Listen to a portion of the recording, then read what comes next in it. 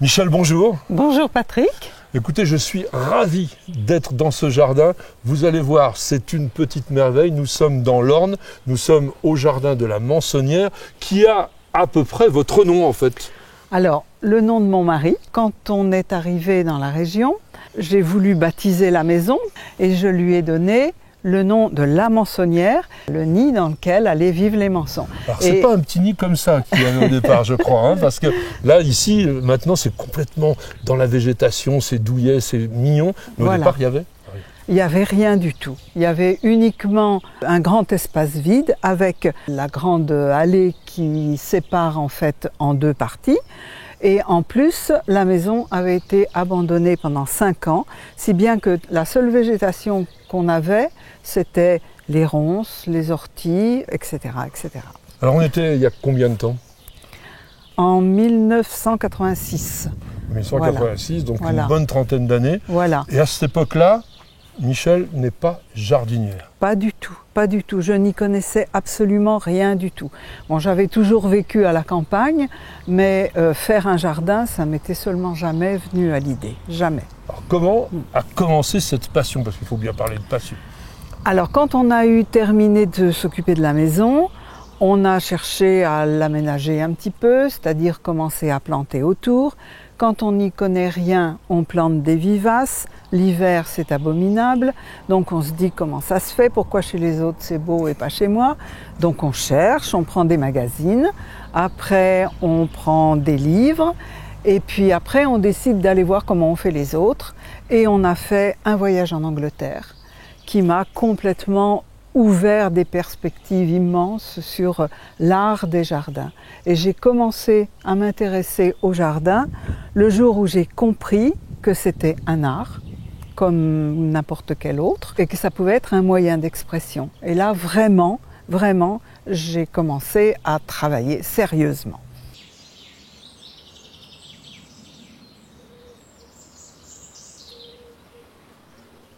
Michel, je parlais d'inspiration, je parlais de talent, je parlais d'art, et on voit ici un jardin très très inspiré. C'est peut-être celui qui m'a donné le plus de plaisir à créer, parce que c'était vraiment un rêve que j'avais fait et que je réalisais. Donc c'est vraiment une œuvre, ce jardin-là. Alors on a une partie œuvre, on voit une inspiration un peu antique, on a des colonnes corinthiennes, on a quand même aussi un petit peu l'idée d'un jardin de la Renaissance italienne, et il y a la touche Madame Manson. Comment vous concevez un jardin comme ça? Souvent je parle d'un rêve que j'ai fait, ou bien d'un souvenir d'enfance, ou bien de quelque chose qui m'habite en fait, qui m'occupe. Je fais un petit dessin, mais surtout c'est un rêve dans ma tête, auquel j'essaie de donner corps, puisqu'on était dans un champ ici, et là ça descendait en pente, mais il n'y avait absolument rien du tout. Là au milieu il y avait un vieux saule mourant, et c'est tout, il n'y avait rien, c'était juste de l'herbe. Et j'avais rêvé d'eau avec des colonnes. Par exemple, ces colonnes, vous n'allez pas à la première jardinerie du coin. Pas du tout. Non, ça se fait par étapes, c'est long. C'est quelquefois très long. Alors, soit j'ai une idée et je passe un temps fou à trouver l'objet qui va me permettre de partir de cette idée, ou bien au contraire, je rencontre quelque chose et à partir de là, ça fait un déclic et je sais ce que je vais vouloir construire autour. J'ai commencé par les colonnes. Tout à fait par hasard, un jour, j'ai trouvé un chapiteau, j'ai trouvé les 5 colonnes et les 5 chapiteaux. Il fallait séparer cet espace en deux, je voulais une terrasse. On a dû faire appel à des spécialistes. Pour la seule et unique fois, les pelleteuses dans le jardin. Et là, on a creusé, on a construit le mur et je voulais un mouvement d'eau qui arrive à mes colonnes pour pouvoir juste rêver avec le bruit de l'eau et avoir l'impression d'être loin dans le temps. Michel, ça doit être extraordinaire quand même de voir son rêve se réaliser petit à petit. Alors on a parlé des colonnes, on a parlé un peu de la structure, et les plantations, ça vient quand? En tant que réalisation de la plantation, ça vient bien sûr un petit peu après. Je savais déjà qu'il faudrait des choses bleues autour. J'ai commencé par les lavandes. Les buis sont venus comme une ponctuation. En fait. J'avais besoin des ilex crenata ressortent un petit peu d'érigés. Et puis tout ça, ça se met en place. Avec les plantes, c'est comme avec les gens. il y a des rencontres, il y a des bonnes ententes, il y a des ententes moins bonnes, et ça se met en place comme ça en fait. Alors, ça a l'air simple comme ça, mais en réalité, c'est quand même d'une grande subtilité. Et notamment le fait d'avoir mis des érables du Japon pourpres.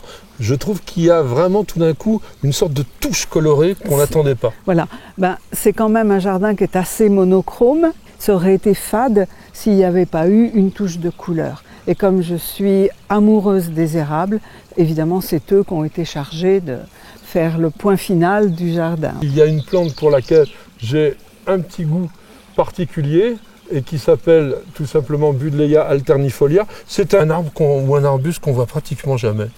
Oui, je ne sais pas pourquoi. Les gens ne le connaissent pas. Il faut quand même dire qu'il a une difficulté, c'est qu'au départ, il est très touffu, très mal formé. Il ressemble à rien. Il ressemble à rien du tout, vraiment.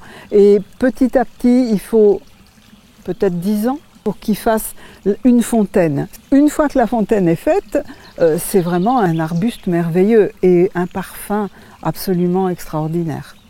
Et surtout, il a l'avantage, contrairement au Buddleia davidii, lui, de ne pas être invasif.